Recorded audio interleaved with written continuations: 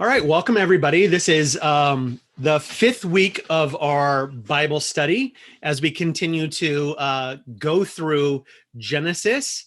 And the first 4 weeks of this Bible study, we have covered Genesis 1 through 4. And tonight we're going to finish up Genesis 4.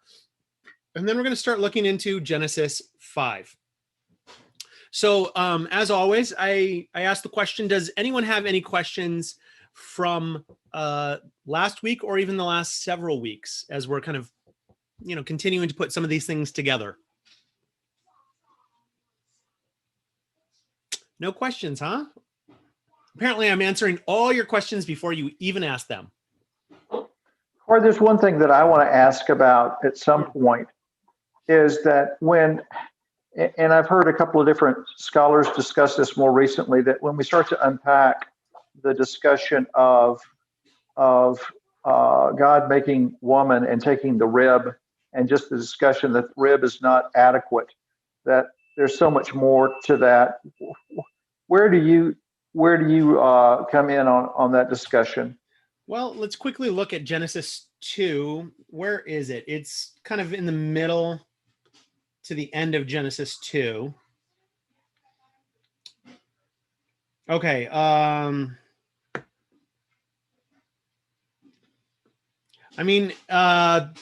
The word is Selah, which is not the same Selah we see in the Psalms. That's a completely different thing. This is Selah, or Selah rather, I guess. And I don't know this word very well. I mean, like I would have just translated it rib, because I have not dived into a deeper study of this particular word. The two most common translational equivalents in English are rib and side. So it's not entirely clear what they're getting at. And let's see if I can quickly. All right, let's see. Bring my little lexicon here, and I'll look at it and see if I can come up with something really, really quick. Because if I don't come up with it quick, then we wouldn't want to linger here for too long. No, I apologize. You're not going to believe this. I turned literally right to the page. Okay, take off. Clearly, I need to be looking up this word. Okay. Now,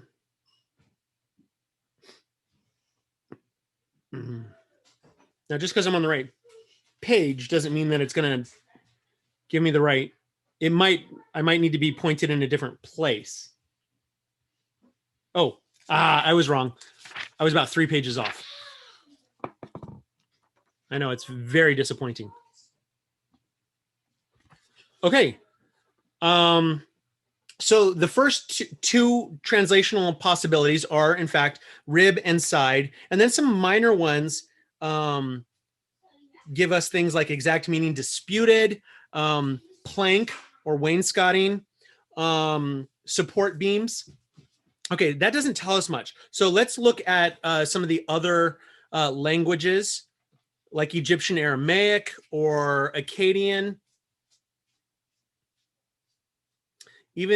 Okay, so Aramaic and Akkadian would be Semitic languages. Akkadian is an Eastern Semitic language, so it's a little bit more distant. Aramaic is a Western Semitic language, so it is a little closer, but they all kind of give these same options, which is basically rib or side. There's not a lot of extra information we get by looking at the other languages either. Apparently in Egyptian, which now we're getting even further distant than Akkadian, it means something like plank or similar. Okay, so all that to say, we're not getting a lot of information directly from the word that is in front of us. So then part the question is what go ahead. to do with it.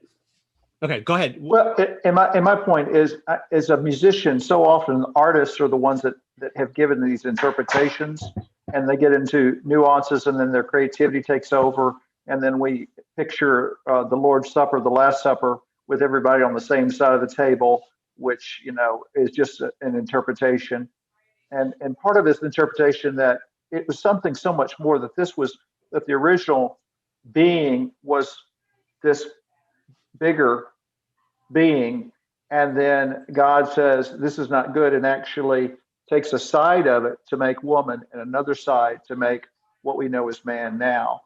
And Okay, that's so just an you're suggesting interpretation. that some people are saying that what was originally created was not like a male entity, but something else that was then split into two beings that were male and female, so to speak. Right, and the two halves still attracted to each other, still Yeah, trying to come together. But that's an artist's, I think, somewhere an artist's interpretation. So I that's the think reason I ask that's you. yeah, that's the way I would put that probably because I think the text is just I think I used this word last week, laconic. That is, it's not very expressive. It doesn't give us a lot. It kind of gives us the minimum and allows us to um, fill in the gaps, so to speak. And so, somebody like me, and I would indeed say, like a lot of biblicists, we tend to resist filling in those gaps and say, this is what the text says. And then we will leave it to other people to, no pun intended, flesh that out. Right, So, right. And I would be one to, my imagination would allow me to push that into, well, what could that mean by side? And if you have to have two halves and you take left side, right side, first half, second half, hmm, and make it something more than just rib. yeah. Yeah. Okay. Yeah. So that's my response to that. That's the way I would look at it. Keep us on track. You Otherwise, we'll bet. go too far. Do we have any other questions before we jump in for Genesis? Well, finishing up Genesis 4 first. No? Wonderful. Okay. Well, when we last left our heroes, we were in Genesis 4, and I believe we had gotten to about verse 8, if I remember correctly. Now, honestly, that's a great place to stop in many ways because from there, all the main meat of the issue has taken place. Verses 9 through 16 really is simply a discussion between God and Cain. And we don't need to unpack that one verse by verse the way we did with verses 1 through 8. But let me just give the high level review of verses 9 through 16. God intervenes in the scenario and questions Cain. And Cain's response here is a deflection.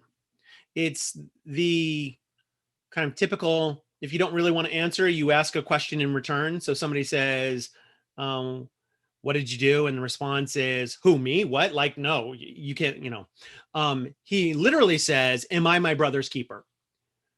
Therefore, kind of trying to put the onus of responsibility back on God, not on himself. It is, of course, deflection. And God responds with, the blood cries out to me from the ground. Now, what's fascinating is, there are not a lot of choices here in this verb to cry out, but it is interesting that this is the same word that is used every time the people of Israel cry out to God when the enemies are doing bad things to Israel and they need a savior.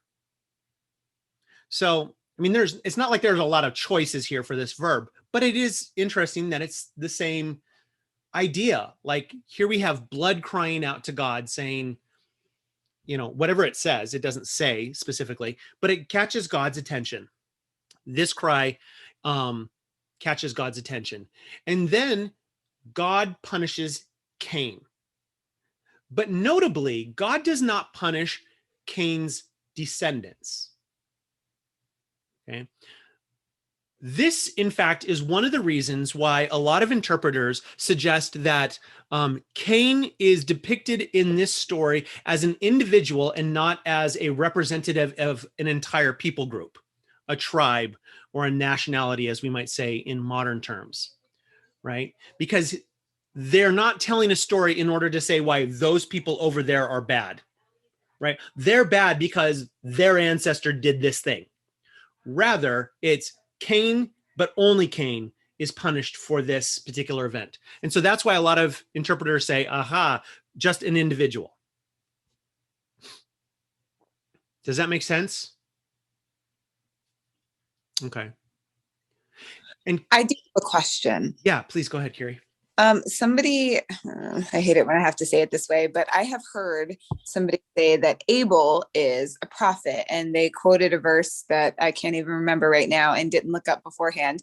But when you mentioned crying out, and his blood crying out to God, it just reminded me of the fact that somebody said Abel's a prophet, and I was just wondering if you could speak to that. And if I need to find the verse that they were referencing, I can. But since we were talking about Abel and now he's dead, I figured we would bring it. Yeah, I think that's a stretch. But in a metaphorical sense, maybe. But I mean, I think in the literal sense, it doesn't work in this regard. A prophet's role is typically to speak to God on behalf of the people, or to speak to the people on behalf of God. He stands, or she, in many cases, he or she stands in this middle ground between God and the people, speaking one way or the other. And Abel doesn't seem to fulfill any of those functions, right? All Abel does in this story is be born, grow up without any comment, offer a sacrifice, be killed. And I think trying to unpack much more than that is difficult, especially as I think I mentioned early on, perhaps in the first week of this series, that Genesis 1 through 11 fills this genre, or is written in the genre of mythology, in which we have flat characters. We do not have a lot of psychological depth to the characters. And so Abel's job in this story is to be killed, so to speak. Now that seems reductive if we're talking about a real human, but we're talking about a representation. Okay, whether Abel existed as a real human is not my point right now. It's the idea is, as the story is told, he fulfills the function of offering the better sacrifice and being killed for it. Okay, and so I think it would require more psychological depth and more action on his part to have a wider role to function as a prophet. So I don't particularly see it. But if they're relying on this notion of crying out, perhaps maybe. But like, I'm inclined to kind of say no. Does that make sense? Yeah, it does. And if I find the verse that they use to bring this up, I will put it in the chat and ask. Please do. Please do. And this is, again, I try and hew as closely to the text as I can. That way my attempt is always to allow the text to speak as much as possible for itself. So that's what tends to drive my interpretive lens. Okay, so regarding the Cain and Abel unit, that kind of covers almost everything that I wanted to say about Genesis 4, the first half. I talked a little bit about the idea that, I think I ended with this idea, that because the world is barren according to the text, because all we have is Adam, Eve, and Cain and Abel, it is kind of reinforcing this idea that homicide is fratricide. That is, killing anyone is in fact killing one's brother. So I think that is reinforced by the notion that the text over and over and over, as we mentioned 7 times, says his brother, that is, Abel is Cain's brother, 7 times to reinforce the brotherly nature of the two people. When it's obvious, that's the only option. They couldn't be cousins. They couldn't be anything else. They couldn't be co-workers, right? They are brothers. And then I finished last week by saying something to the effect of this discussion about original sin. So a lot of people want to locate the original sin in the Genesis 2 text, and I'm not suggesting that they're wrong. All I'm noting is that it's really interesting that the word sin does not appear for the first time until Genesis 4, verse 7. So I don't necessarily have a so what for that, or but I find that interesting. That what happens in Genesis 2 is not described in the text as sin. Let us move on to the remainder of Genesis 4. Let's go ahead and look at verses 17 through 22. We won't read them because we're going to spend more time in the remainder of this hour plus talking about genealogies. But what we get in this quick 5-6 verse section is the genealogy of Cain. So that's interesting. Does anyone find that interesting? That we have a genealogy of Cain? I do, but only because I know we read later. Is it the Edomites that are his people? Let's see. Well, I don't know if Cain is tied directly to the Edomites right away. I'm trying to remember. What you're saying jogs a memory, but I'm like fuzzy on the details right this moment. Okay. Yeah, I think that's why it stands out to me, because I feel like that's what I maybe remember. But sure. Well, as we start in verse 17, it starts with the phrase, Cain knew his wife. So this goes back to Genesis 4:1, where Adam knows his wife. This is the idea that they're about to have a family. Cool. Where did she come from? Love the reaction, Carrie. All right, so this is a reminder that this is not a story that is based on kind of factual reality. It's a story that has been shaped to make theological points, right? All of a sudden, we have Cain's wife. According to the story, there should be nobody else at this point except for Adam, Eve, Cain, and Abel, who's now deceased. So, but even before we get to that, there's this little clue, right? Because as God provides the punishment or the sentencing of Cain, he goes east of Eden to the land of Nod. Okay, so there's a land called Nod. You don't get a land called Nod unless you've got people who are naming it. But furthermore, he says, my burden is too great for me to bear. What if somebody wants to kill me because I killed somebody else? Why is Cain worried about other people killing him? Except to suggest that, again, this is not worried about historical scientific detail. It's presenting theological understandings of how the world began. It's trying to locate sin as originating with people and not with God. It's trying to talk about the idea that why they're no longer in the garden. It's presenting all these big picture things and not trying to say, this is literally scientifically where we came from. Does that make sense? So Cain knew his wife, and she conceived and bore Enoch, and he built a city. Okay, so now we get, it's not the land of Nod, it's now a city. So we get our first urban mention, so to speak. And he built a city, and we called the name of that city after his son Enoch. Okay, Enoch is born Irad. Irad fathered Mahuyael, and Mahuyael fathered Metushael, and Metushael fathered Lamech. And Lamech had 2 wives. All right, polygamy, it's begun.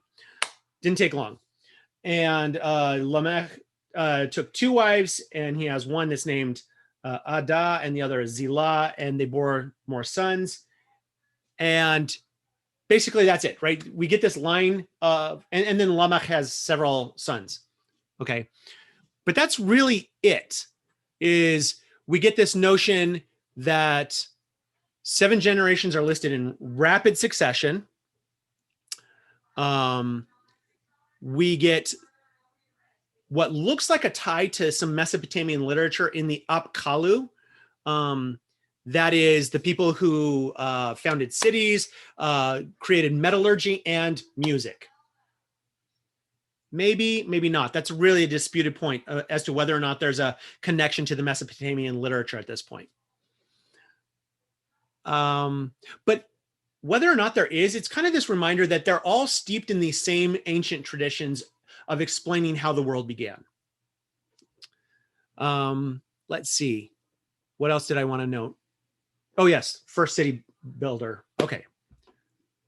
So that rapid genealogy comes and goes in just 6 quick verses. And then we get something called the Song of Lamech, which is the next 2 verses, 23 and 24. And this is where Lamech said to his wives, Ada and Zillah, hear my voice, your wives of Lamech, listen to what I say. I have killed a man for wounding me, a young man for striking me. If Cain's revenge is 7-fold, then Lamech's is 77-fold. So what a lot of people take these 2 verses of, this quick little song, is simply a very quick way of showing how sin enters the world with Cain, so to speak, or maybe not enters the world, but at least we get our first murder with Cain. But we rapidly just go on, like from murder of a brother over some jealousy to killing a man for a simple wound to killing a young person potentially merely for striking or bruising. This is a way of saying, look how quickly violence escalates.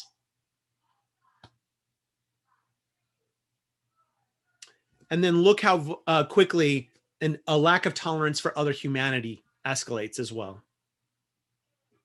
So this is just a way of saying, hey, once we're out of the garden, it all goes south really, really fast. And that's one of the neat things about the biblical text is this way of communicating a whole bunch in a very short period of time. So the Song of Lamech basically says, whatever Cain did, consider what I do 7-fold. In fact, what I do 70 and 7-fold. Much, much worse. And then we get to verses 25 and 26. And really the main thing that we take from 25 and 26 is kind of the reset button. So, and Adam knew his wife again, as we saw in verse 1 and verse 17. Adam knew his wife again, and she bore a son and called his name Seth, or Seth. We would say Seth in English. It's actually Shet in Hebrew. For she said, God has appointed for me another offspring instead of Abel, or in the place of Abel, for Cain killed him. So Eve mentions both of her sons as she is explaining the name of her third son. And so this word means to put or to place. It kind of is talking about a foundation, if you are talking about the noun form of this word. So this is suggestive of set is the kind of new foundation, the new start, restarting the whole project again. And this is not uncommon in a lot of the ancient Near Eastern literature of the creation epics, where they kind of get these multiple starts. You might remember we talked about the Babylonian creation epic in the first week, and they kind of started with one set of people, but they're too noisy, so they got rid of them, and they got another set of people. Did we read that one? No, maybe that's another creation myth that I didn't read for you guys. Okay. It's not uncommon that they have multiple starts. So there's that. Seth then fathers Enosh, which basically means man. A cognate of this word, Enosh meaning man, is actually from the word Anashum, which at least in Akkadian means to be weak. So there might be this notion of emphasizing the frailty of humanity. Hey, Corey, Billy Joy has a question that she posted in the chat. Didn't see it. Thank you. All right. So let's say, which question are we going for? Is it possible that God was still creating people that weren't included here? We are just following the line of what the Savior eventually came from. So the short answer is it possible? Yes. And in fact, the rabbis of in the ancient rabbis would often talk about all the things that the text was not highlighting as I mentioned, I think earlier, when it said that God was evaluating his creation and seeing that it was good, it was implying that he had made other creations that he did not find good, and that this is something else. And that was their way of interpreting some of the language in Genesis 1. I don't know specifically if they talk about other lines of human beings, but that's the kind of thing that they might be looking for. I will look into that because I think that's a really fascinating question. But I think it does go to the point that it's quite possible that God is creating something that is outside of the narrow lens that the biblical text is offering us, because they want us to focus on a particular part theologically. So does that answer your question, Billy Joy? Yeah, I was just thinking about, like, whenever we read lineages, almost all of them have a point. Or I would assume all of them have a point because they were included. Right, But right. but almost all of them have some representation of we're gonna get to the Christ. Right. So I think that's an important point, and we're going to get back to that in a moment. But you're right. They are included in the text because they make a point. And the fact that they do not include everything is a function of the fact that you cannot include everything, but also that they want you to focus in particular areas. I also noticed that, oh, go ahead. Well, I had never considered it until we were talking about this, of why wouldn't there be, like, we're just focusing over here, we're talking about this, but why wouldn't there be other creations of people that would make sense of where they got their wives, or why there's suddenly cities within a couple verses? Right. Yep. Very good. Megan asks, anything important about Nod? Oh, I'm sorry. Was it Christian? Both of you want to know. Okay. I don't remember seeing anything in particular, but let me see if I can quickly find it, because it is so interesting. I'm going to very quickly look in Sarna's JPS Torah commentary on Genesis. And the only reason I'm doing that is because I think the answer will either be right there or it won't. And if it's not, I'll come back to it some other time.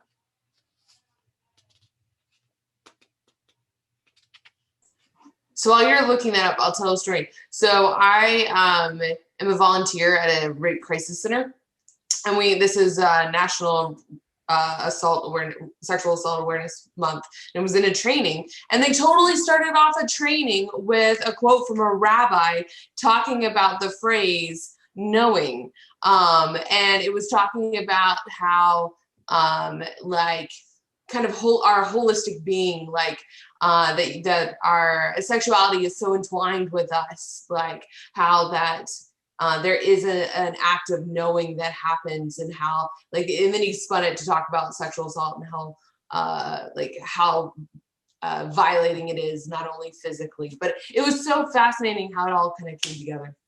Yeah, so what did you learn about Nod? So Nod, according to Sarna, is suggestive of wandering, and therefore it's the land of wandering.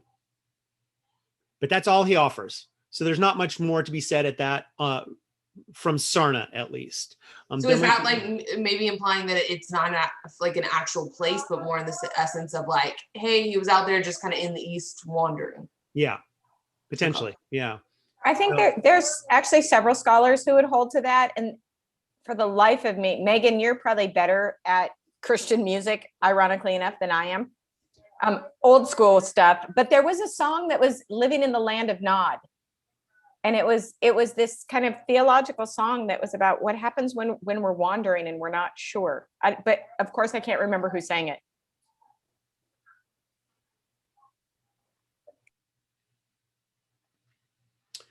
Right. More of no help for you. Sorry. Yep. Useless. That's what it seems to be primarily focusing on. So, in any case, they have this place that is known as the land of wandering. That's where he goes off to. And then eventually, pretty quickly, it appears, he creates a new city. Well, that pretty much wraps up chapter 4. Are there any other thoughts or questions about chapter 4 that we want to cover before we jump on to chapter 5? Yeah, I did find that verse and I was just curious. It's Luke 11, verse 50.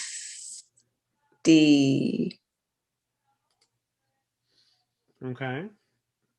Luke 11.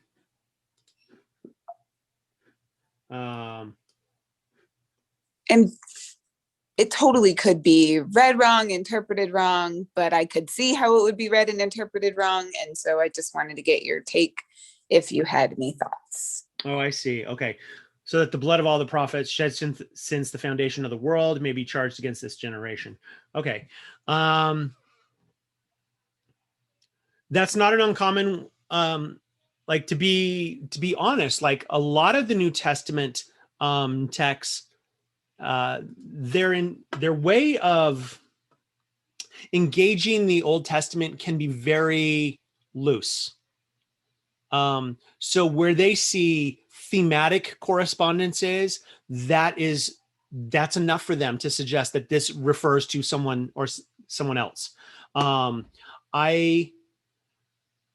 Again, like I said, I'm probably a little more restrictive in the way I would interpret these things, but I understand that somebody's in that way kind of doing this in the way that a lot of the New Testament writers would do. Yeah. Thank you. You bet. Well, shall we move on to Genesis 5? All right. Well, let's see. I have a question about 5. Go ahead. I've always been taught, and up until your teaching, I believed it. And now I'm like, because each one of these names, like, if you go through the meaning of the names, they make like a sentence. And now I'm wondering, are they all named that actually, or is this the one guy, like Methuselah, his death shall bring, and then the flood, what happened? Like, is his name really Methuselah, or did they just say he died in the year of the flood, so we call him his death shall bring? Well, let's see. I've never heard that the names of all the people listed in this genealogy make a sentence. I've not heard that. Methuselah, for instance, probably means man of the. It can be a couple of things. So I want to say spirit. What I was taught was man, and then is Adam, man, and then Seth was appointed. Man was appointed mortal sorrow, I think. Yeah. His death shall bring the weary comfort and rest, something like that. That it was this whole line of what salvation would be. I think and my dad, text. Well, my dad had taught on it several times, and I was like, cool, that's awesome. I don't know how you get people to name their kids that several generations later. But then thinking that maybe these aren't actually the names of the people. Right. But you're saying these are the names, but we're not reading the name meaning correctly. Well, so, I mean, I think there's a lot that goes into this. I have some different meanings for some of these names, and so I missed the part that is the blessed God shall come down, teaching that there's comfort and rest. Okay. Yeah. I can send you it separately, and yeah, then please do. Tell me if it's I'd like to look at it, but as I'm hearing it, it feels a little bit stretched to the boundaries of some of those word meanings, right? Okay. I mean, some of them, right? So Mahalalel seems to be something to the idea of praise of God, okay? And Yared means to go down. So like some of that's there in what you're saying, but kind of the overall doesn't. It feels like it feels a little bit like when you take words that everyone makes sense on itself, but when you put them together, It doesn't make sense. So the kind of the famous Noam Chomsky sentence about colorless green ideas sleep furiously. Okay, so each of those words makes sense on itself, but when you put them together, it doesn't make sense. And then somebody took that sentence and tried to make sense out of it. That's a little bit what it feels like. But that's just my first take. So I'd have to think a little bit more about that. So let's do this. Let's talk about Genesis 5. We ended up chapter 4 by wrapping up the line of Cain. So it gives us that quick genealogy, the blitz through 7 generations of Cain. And so when we start again with chapter 5, we're not kind of, it says in chapter 5, verse 1, this is the book of the generations of Adam. When God created man, he made him in his in the likeness of God. And it says, and then it begins in verse 3, when Adam had lived a number of years, he has Seth.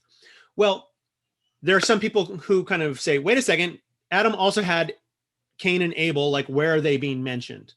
So it's the reminder that it's not kind of just choosing to forget history or making any sort of criticism of Cain and Abel. No, what it's saying is we've already dealt with Cain's genealogy. We're starting again with Seth's genealogy, but we have to acknowledge that Seth's genealogy starts with Adam. So it's kind of a reset in our presentation of the entire line of Seth. So that's what that is primarily about. We have this Seth's genealogy, and it begins with Adam, and it goes through Noah.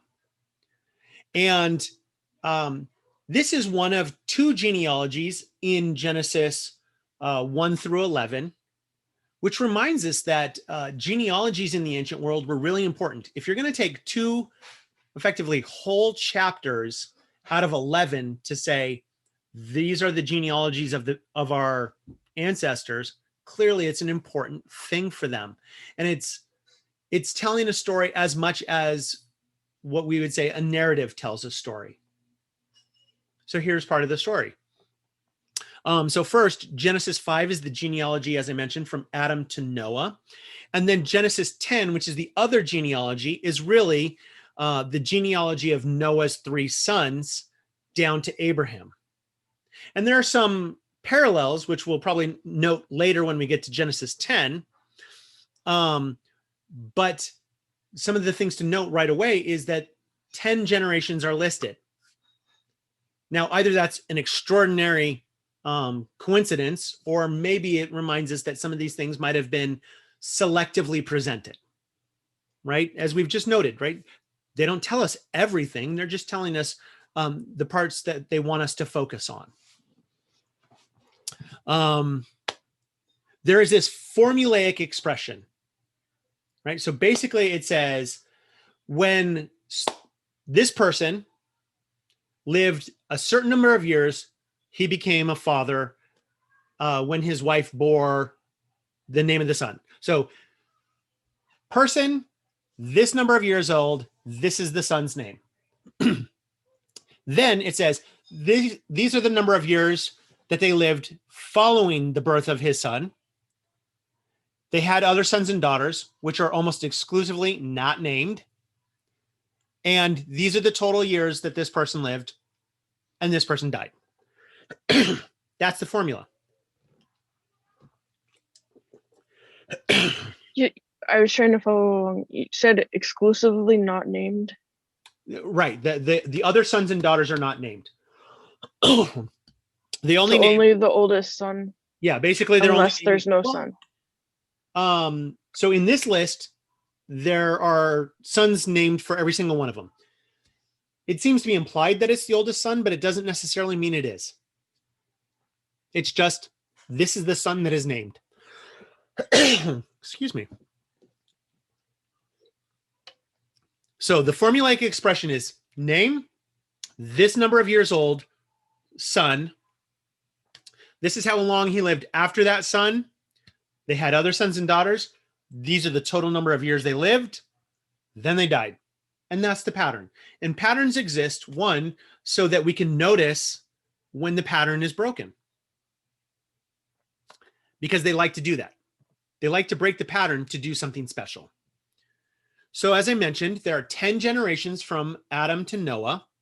And there are other places that this happens, as I again mentioned, from Noah to Abraham. But it also happens, for instance, in the genealogy of David, counting backwards, counting from Perez.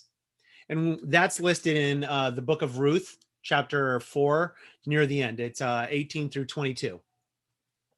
It also happens, that genealogy is also listed in First Chronicles. So what do we make of that? One of the things that interpreters have suggested is that this is a schematized presentation of history. That this isn't necessarily just 10 generations, but rather 10 generations that are named. So some people seem to think that maybe it's Seth's son might be Enosh, but that may not have been his direct son. That may have just been his descendant. Whether it's one generation or multiple generations, literally, who's to say? It's just that this is the next one in the line that we want to mention. So that's one way of understanding that. The other way is to understand it as simply 10 generations. And some people do take it that way. I'll give you one example. Victor Hamilton, who does in the New International Commentary of the Old Testament, the book of Genesis. He's very positive on the idea that we want to take this as literally 10 generations. So that's just one example of somebody who takes it literally versus somebody like Sarna who takes it metaphorically. A lot of people have noted that this is from Adam to Noah seems to parallel the generations that are listed in Cain's genealogy. For instance, we have, let me see if I can find it. Again, I'm going to go back to Hamilton on this because he has a really nice chart, I think. So Cain's genealogy is Adam, Cain, Enoch, Irad, Mahuyael, Methushael, and Lamech. Whereas Seth's line is Adam, Seth, Enosh, like Enoch, Canaan, Mahalalel, and Yared, like Irad, Enoch, Methuselah, like Methushael, and Lamech, like Lamech. So some people think this is one genealogy that got used twice. And again, that's one way of understanding that. Whereas again, to reference Hamilton again, Hamilton sees this as the simplest answer is to think that these are two legitimate genealogies, and people tended to use the same names a lot. So, Hey, Corey, so that's interesting. So as Chris and I are reading, like in Kings, we were finding so many similar names between the kings of Israel and the kings of Judah, to the point that we gave nicknames, like just to make sure we could separate who was who. Is there any? Yeah. Yeah, I mean, that's a great point, right? Because, like, for instance, in the middle of at the end of the 20th, I'm sorry, in the end of the 19th and the first half of the 20th century, like, women were named Mary, Elizabeth. What's another name? Like, you get it, right? Mary Elizabeth. Mary Elizabeth. In the 80s, everyone was named Jennifer or Michelle. Like, so it's not uncommon for like names to be used in cycles. And especially in the ancient world, names, there were fewer names to kind of draw from. So the idea that we got a lot of similar names is not really a strong argument that this is the same list. So I think seeing these as two independent lists is a good default supposition. Okay. So, Kiri, long ago when I was like my first semester of seminary, and so like just my master's seminary, I had a professor who was lovingly known as Machine Gun Harry. And it was because he talked so fast. And I didn't realize he was an OT prof And I studied for the test, and my vivid memory, I don't even remember what the actual question was, but I remembered it was going to be about kings. And so I was like, oh, this king starts with a J, and here's what this king did. I get to the test. I can still tell you the 4 multiple choice answers were Jehoiakim, Jehoiachin, Jehoshaphat, and Jeroboam. And I was like, I only memorized the J's. What, really? I have to know more than this? I studied much more for the next exam, and ended up doing fine, but I absolutely failed because it is hard when the names, there's so much repetition, and then you're like, wait, where was this one? Only because Corey and I have talked about this before. Corey, will you give kind of the 60 to 96 second version? Because if you noticed, Kiri said, oh, there was the Israeli kings and then the Judahite.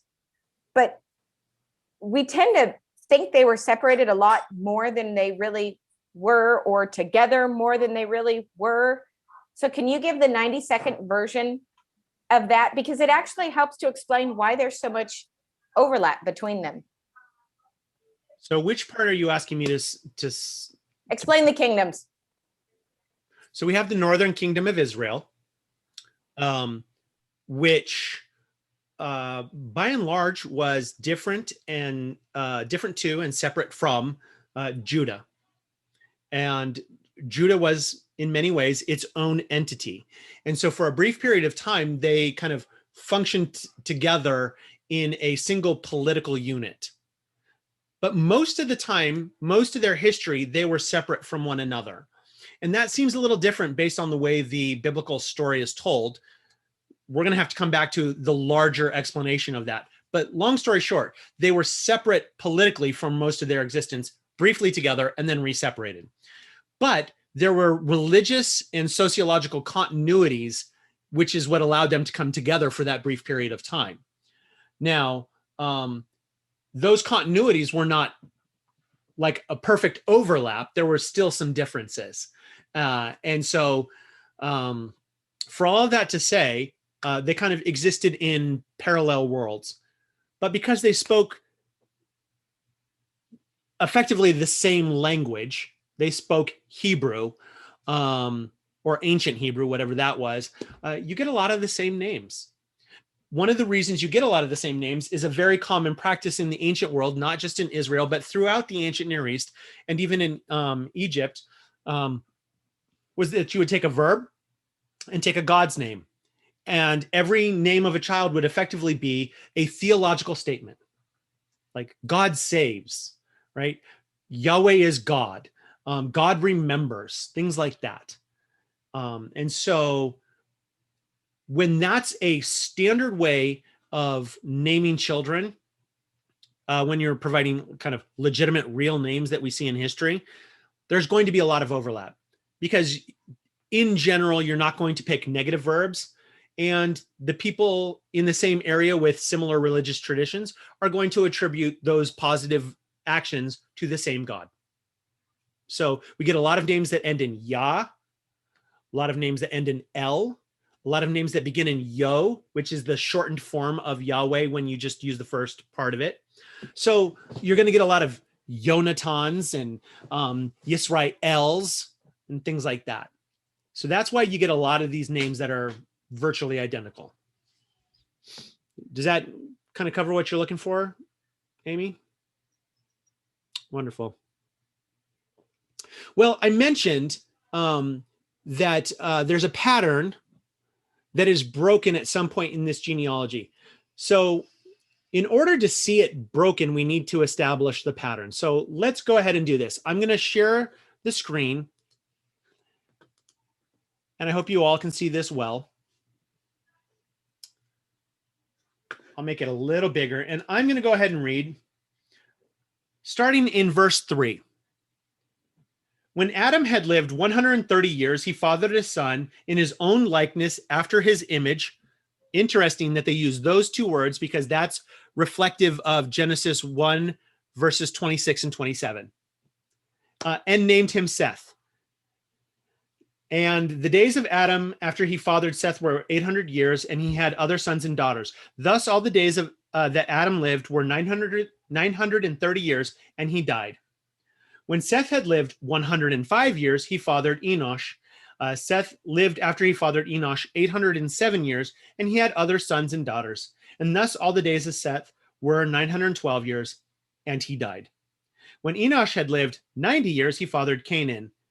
Enosh lived after he fathered Canaan 850 years and had other sons and daughters. Thus all the days of Enosh were 905 years, and he died. Okay, so that's 3. I've established the pattern. In comedy, they say actually it only takes 2 to establish a pattern, and then you break it on the 3rd time. They established it by doing it 6 times. We're going to skip the next 3 and get right to 7.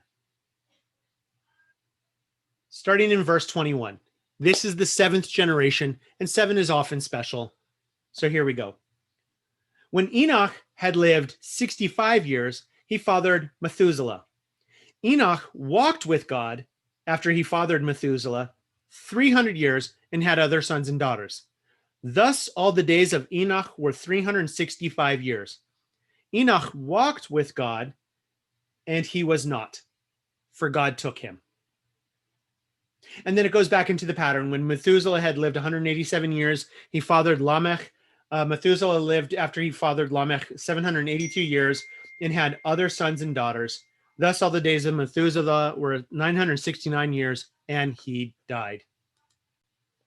The main thing I want you to get from that is all of a sudden in the 7th generation, it breaks the pattern. This kind of 3-verse pattern becomes a 4-verse pattern where it wants to reemphasize that Enoch walked with God 300 years. And it says that twice. And I think one of the ancient rabbis, I want to say it's Bakor Shor, said that it is said twice to emphasize the fact that his short life of a mere 365 years was not a punishment for having lived poorly. He clearly was living well, and in fact, in some ways, so well that God took him as opposed to allowing him to die. So it was not a penalty. I have a question. Yes. How do we know this? And like at what point in time were years, like a measurement of time, created so that they even knew? Because like Adam and Eve didn't go 365. Right. Like, how do we know? We don't. So they could have been like 20. Well, okay, so here's the thing. I mentioned before that the ancients look backwards and think the past is wonderful and the future is going to be awful and dystopian, or at least the present is not as good as the past had been. So that might be part of it. This includes things like they didn't have to work. They got to walk with God. They lived in a Garden of Eden that was wonderful, and all they had to do was pick fruit off the trees, and they lived longer. And now we don't live so long. And that's just, this might be a reinforcing that idea. And this leads me really quickly to this notion that this is not just one simple idea from just Israel, but this was elsewhere. And so I want to introduce you to something called the Sumerian King List. And we're going to read a little bit of it, not all of it. So I'm going to share my screen one more time, looking at something called the Sumerian King List.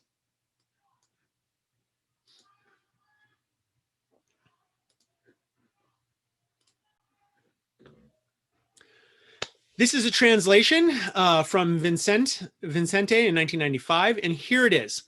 I will just go ahead and read it. After the kingship descended from heaven, the kingship was in Eridug. In Eridug, Alulim became king. He ruled for 28,800 years. Alalyar ruled for 36,000 years. 2 kings, they ruled for 64,800 years. Then Eridug fell, and the kingship was taken to Bad Tabira. In Bad Tabira, and Men-Luana ruled for 43,200 years. And Men-Gal-Ana ruled for 28,800 years. Dumuzid, the shepherd, ruled for 36,000 years. 3 kings, they ruled for 108,000 years. Then Bad Tabira fell, and the kingship was taken to Larag. In Larag, and Siped Zid-Ana ruled for 28,800 years. 1 king, He ruled for 28,800 years. Then Larag fell, and the kingship was taken to Zimbir. In Zimbir, and Mendur-Ana became king, and he ruled for 21,000 years. One king, he ruled for 21,000 years.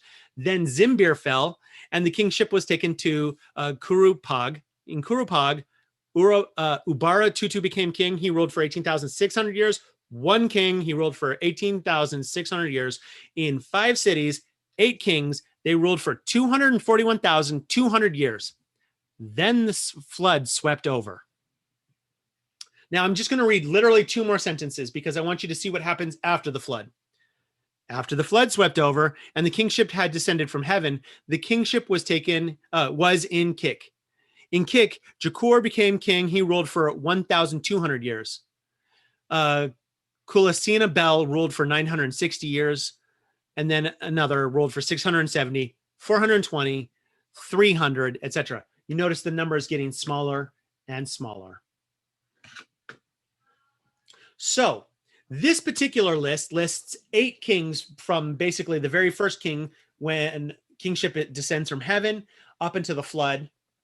8 kings, 241,000 years. There's another man. This? Sorry? I know it's the Sumerian. It's known as the Sumerian king list. Yeah, but what is that? It's a list of kings that happened in the place, the land called Sumer, which is where we have some of the most ancient writings in existence. So Sumer is a non-Semitic language, but has a writing system that ends up getting borrowed by the Akkadians, the ancient Akkadians. And so even though it's not a Semitic language, we can read it because it's the same writing system. So this ancient writing is talking about the first kings of the world. This particular document is talking about the first kings of the world. And it has 8 kings listed before the flood. Now, there's another version of this document that actually has 10 kings listed before the flood. And in fact, in that one, who do you think is the special king in that case? The 7th king gets special notice, was particularly close to God. And then the 10th king in that list is actually the hero of the flood. Who's the 10th person listed in the the Hebrew Bible document? Noah, the hero of the flood. So this is not to suggest that they borrowed it directly, but rather that they're all kind of swimming in the same soup of explaining the ancient world. Okay? So some of the things I want you to notice from the Sumerian king list is that the numbers were, what do you think? Maybe like a little big? Massive. Yeah, they're massive. Huge. Unless Overall, their measurements of years were tiny, tiny. right. That's what I said. I was like, I think we're counting in dragon years. Yeah, something like that. Or dog years. Or dog years. It's entirely possible that that's what's going on, is that they had a different unit of time that somehow got misunderstood or misapplied or something like that. It's the flat Earth measurement. Flat Earth measurement. All we know is that it does seem to fit in with this idea that the past was wonderful, because what you do see is then you have the flood, and then after the flood, the numbers slowly regress into numbers that look much more normal. I believe in the Sumerian king list, the final king is listed as having lived 120 years. So it's still a very long life, but that's, we know of people who have lived 120 years. I think the Guinness Book of World Records, the record is currently like 121 years. So a lady died today that was 115, the oldest in America. Right. Okay. So 121 is not hugely out of the realm of possibility. So I think what we see is this genealogy in Genesis is reflecting this notion that in ancient times, people lived longer. And then there was the flood, and then something changed. Because we will see much more normal lifespans after the flood, both in the Sumerian king list and in the Hebrew Bible. So I want to say a couple of other things here I want to just talk about maybe each one. Well, not even each one, a couple of them. As a group, these are known as the antediluvian generations. Ante meaning before, diluvian meaning flood. So these are the antediluvian generations. So in the very first part of this, Adam, it notes that, let's see, in verse 1, it says, this is, depends on your translation, right? This is the book of generations. Depends on your translation, I'm sure. But what's interesting about this is it uses a word that really does indicate something that is actually written down and not just spoken orally. So this is referencing something that is written down. I mentioned before about in verse 3, where it talks about the likeness and image of Adam. So Seth is created in the likeness and image of Adam, which reflects Adam being created in the likeness and image of God, suggesting that the image of God is born throughout the generations of humanity. And it doesn't just like stop somehow with Adam. Does that mean that, Go ahead. wait, because he had other children, like he had Cain, and it wasn't really referenced that way. No, So you're saying that sporadically? No, I think The what image it's of trying God? to do is just suggest that the general principle continues. And so that all humanity is in the image and likeness of God, because Adam was in the image and likeness of God and Adam's children were. So that it was trying to suggest this continuity. The fact that they didn't say it for Cain and Abel, I think is more a function of what those stories are trying to accomplish versus what this is trying to accomplish. So, Okay. yeah. Now, notice in verse 1, though, it does only say that Adam was made in the likeness of God and not the likeness and image. But I think what's really going on here is in the Hebrew, there's a lot of D sounds and M sounds. And so it's really just playing on that, what's known as assonance, that is sounds that are similar, right? So something you might hear in songs or rap where they choose words that sound alike in order to kind of just carry the flow. So let's see. I'll read the Hebrew of verse 1 so you can hear. Ze sefer toldot Adam, bayom bara Elohim Adam badumot Elohim asaz oto. So it's that Adam damut over and over that keeps coming through, that they're just playing off of that. And that might be the reason that they didn't reference specifically the image, which is the word tselem, which would break up that D and M sound that keep coming through in verse 1. So that's just some of the interesting things I think about Adam. I've already talked a little bit about Enoch, the seventh generation, and he walked with God. It's interesting that the seventh generation is the shortest life, 365 years, and his son is Methuselah, which is the longest, 969 years. Back to back, that's interesting. What about the book of Enoch? Good Do movie. you know the Oh, no. like in the Apocrypha? I have not researched it much, so I don't know that I have anything positive to contribute at this moment. Okay. Fair Because I enough. have a lot of questions for you once you do. Fair enough. We'll look into that. We end this genealogy with Noah, and Noah is the first in this list that actually ends up having listed more than one son's name. We get Shem, Ham, and Japheth.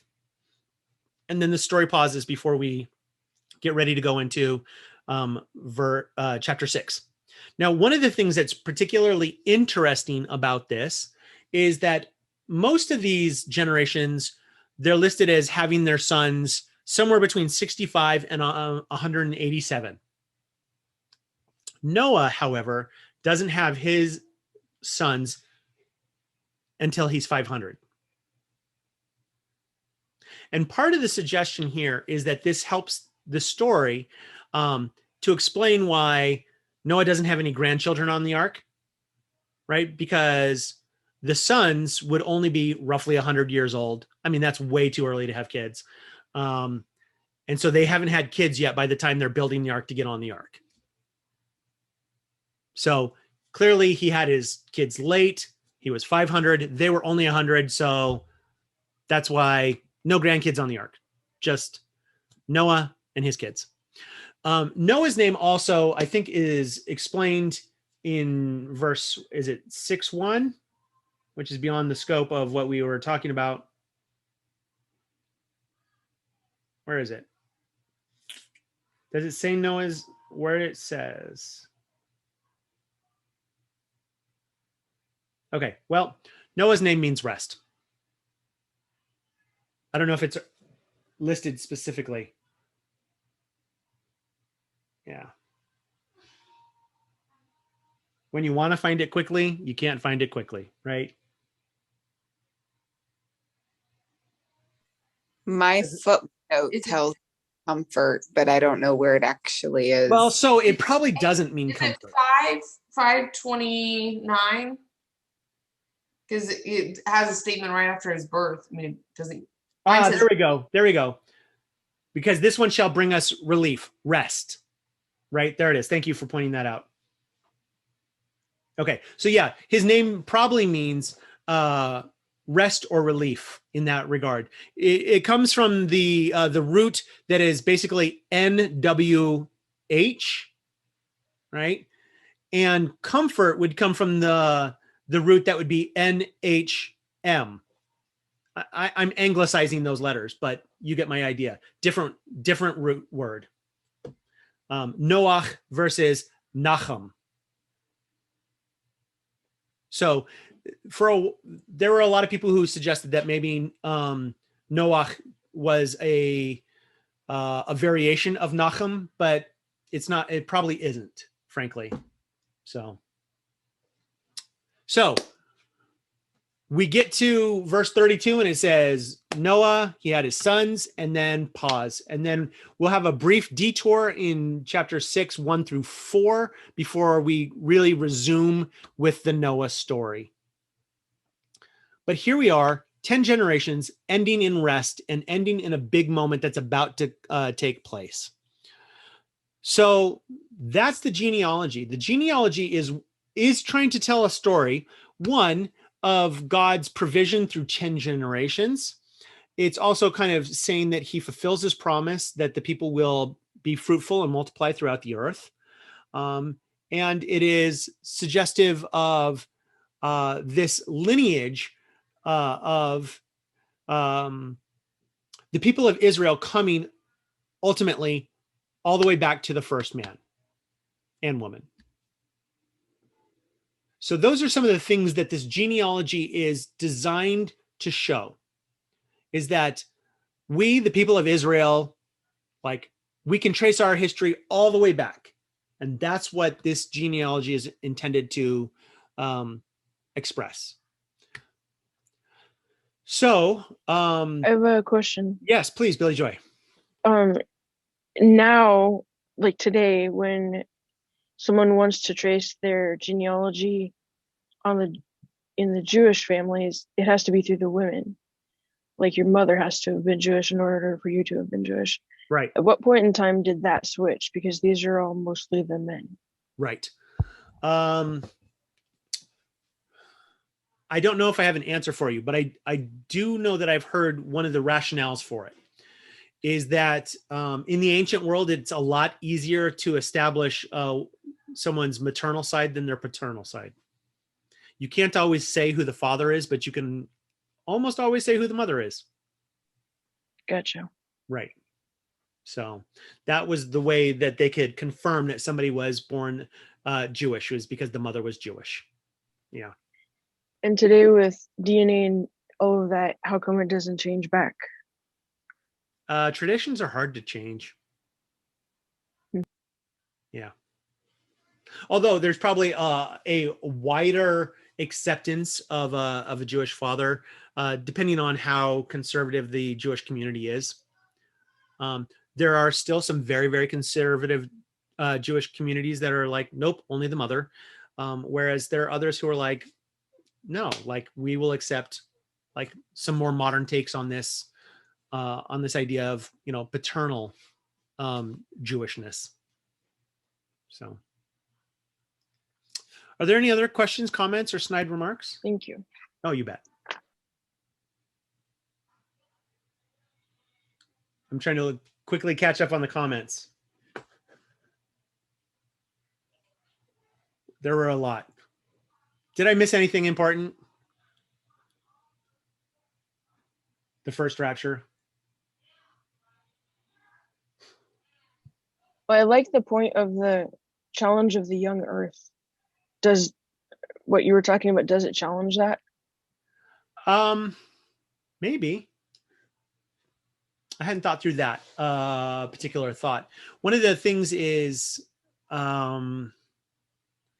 if you consider these numbers to be literal, it seems that Noah is the first one born after Adam dies. So like if you do the math, Noah would be the first one born after Adam dies. That means all these generations are living together, if you take it hyper literally. Does that make sense? That means everybody knows the first man until Noah. Yeah, on which account? The Just doing math. 220,000? I'm sorry? On the biblical account or the Sumerian one? The biblical account. According to the biblical account, Adam's alive, then Seth is alive. Seth has Enosh, then Canaan, Mahalalel, Yared, Enoch, Methuselah, Lamech. Then Adam dies. Then Noah is born. So that's kind of fascinating. Right? I wonder if we thought through if all of the deaths work. Because in theory, right, if the story is being factually accurate, wouldn't they all have a death that marks exactly where the flood happens? Like they would all have to die in the same year. Methuselah, the only one that I remember is Methuselah's death happened in the year that the flood was. Okay. If that's true, that would be interesting. But then did all the others? And that seems unlikely. So, is there anything regarding like any of the rabbis understanding of, because we're very precise on what a year means. Like right now, it's very precise. I was doing a little bit of research. It looks like the Sumerians had one of the first like formalized calendars, but still, I mean, it's a possibility that their year could have been, a quarter of a year. And so, or whatever, like their math could have been accurate, just accurate based on their own number scheme and number system and all of that. And I just wondered if that's ever been something that you've seen in any of the texts you've read. Well, what I've seen a lot of attempts to kind of make it so that the Bible isn't, quote, wrong, so to speak. And that's one of the ways of trying to explain it. Oh, maybe it just meant something different. So here'd be my pushback on that would be, then why do the numbers eventually come down? Right? Because it's still the same text that starts saying that, like, so the Sumerian one, let's take something non-Bible for a second.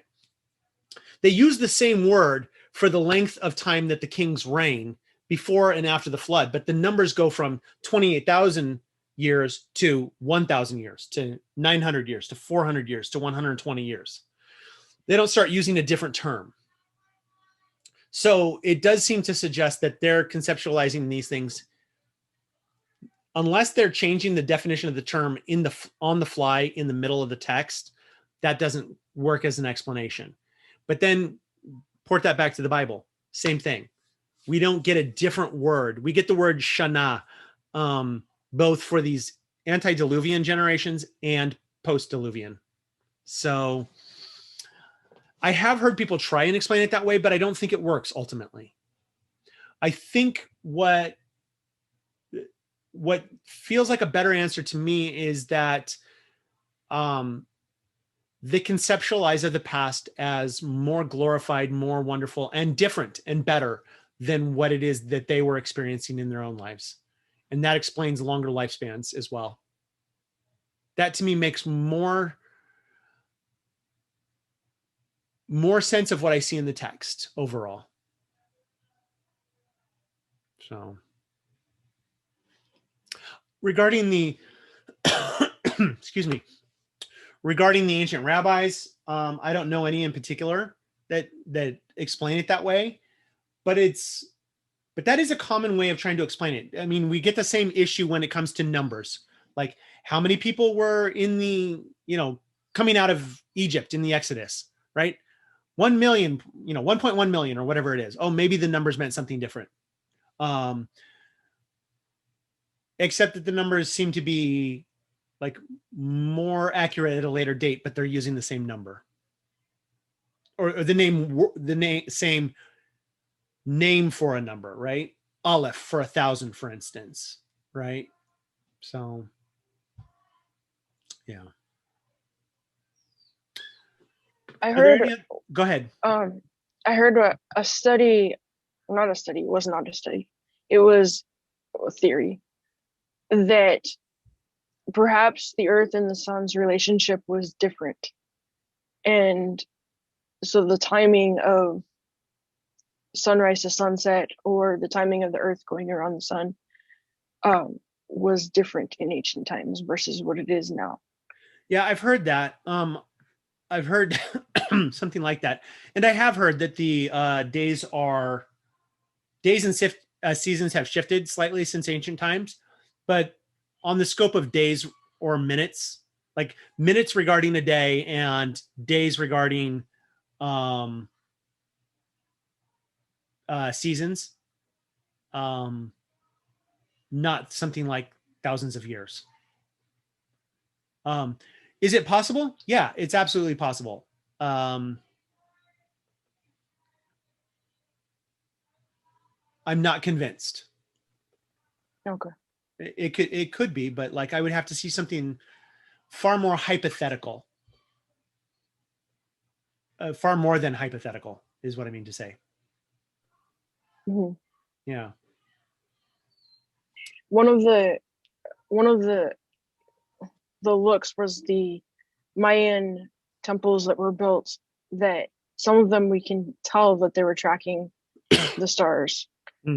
But then there's a couple of them that the only way that their placement works is if the sun were basically larger at that point in time. And if everything was off just slightly, and if you move everything together, which would match the sun and the Earth, it fits. And okay. with their precision, it seems like a very interesting question mark that floats around. Yeah. Maybe maybe it really was like it's. Anyway, my other question was, where do we find the Sumerian king list? You can actually just type Sumerian king list, and it should come up. If you write Sumerian king list text or Sumerian king list PDF, you should be able to find it fairly easily. There are a number of them out there. And there will be slightly different translations, but like by and large, this is a text we understand pretty well. Okay, cool. Yeah. So the Livius.org is what I found. Yeah, Livius.org actually has a lot of good ancient texts. It also has a lot of short articles, kind of like Wikipedia, that explains some of these ancient texts. So in general, that's a reputable website that is very helpful. Yeah. I actually looked at that very page you listed. I happen to already have a PDF of it, so I didn't use it tonight, but I did actually check that page. Cool. Yeah. Thank you. Okay, so we have done chapters 1 through 5, and I think this leaves us at a good point to say we're ready to wrap up this first kind of chunk of stuff by looking next week at verses 1 through 4 of chapter 6. So before we look at that next week, do we have any questions or anything you would like me to prepare as we get ready for next week, the final week in this quick series? I emailed you the article and the list of the names. Okay, yes. I will would take a just be look at that. interested on your input on Yeah, that. I'll see what I can do on that. In fact, I'm going to quickly select it now so that it's up on my browser. And Cool. I'll take a look. Thank you. Cool, you bet. Other questions or thoughts or?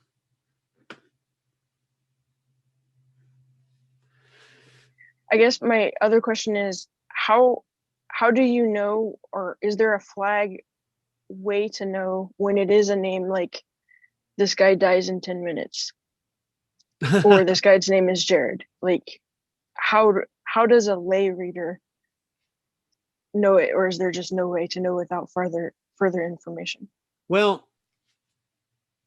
I mean, I think part of it is being ready to hear those kinds of things. So most lay readers are not going to get it until they hear somebody say, sometimes these names might have another meaning that has more to do with the meta level of the text.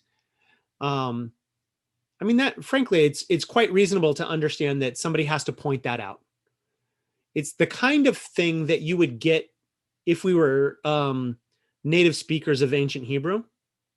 I mean, you clearly would get a joke made in modern English, or at least, you'd catch most of them, right? If you're aware and like paying attention to that kind of stuff, you would get jokes in modern English. So they would definitely get some of this as well. The example I've used several times is at the beginning of Ruth, when Ruth's mother-in-law, before she is her mother-in-law, when her father-in-law, Elimelech, or Elimelech, as it's said in English in many cases, Elimelech and Naomi have 2 kids, and one of the kids' name is sick kid, and the other is about to die guy, right? Like if I said that in English, you would obviously go, oh, right, got it. That's not a real name. They would get that. But we've forgotten because those aren't native words to us. So we miss some of the things that would be obvious. Mm-hmm. We have to remember, of course, like this is not necessarily this is an analogy that might help on one level, right? When you watch the Fast and the Furious movies or whatever, you don't complain about the fact that they don't explain how to drive in the middle of a movie, right? Because you know it. Yeah. Right? So in the ancient world, they don't explain everything because they know that their audience understands certain things. And with the passage of time and different cultures and different languages, we start to lose all those things that we, quote, just should know by virtue of being in the same community as the author of the text. So things that are just, well, of course everybody knows this, become things that have to be pointed out as we gain distance to the text. Mm-hmm. Like so Chris says, like if a girl named Grace wasn't very graceful, we'd see the joke in the story. Exactly. That's perfect. Right. So thank you, Chris. That's a great example. All right. Well, is that about all we've got time for tonight?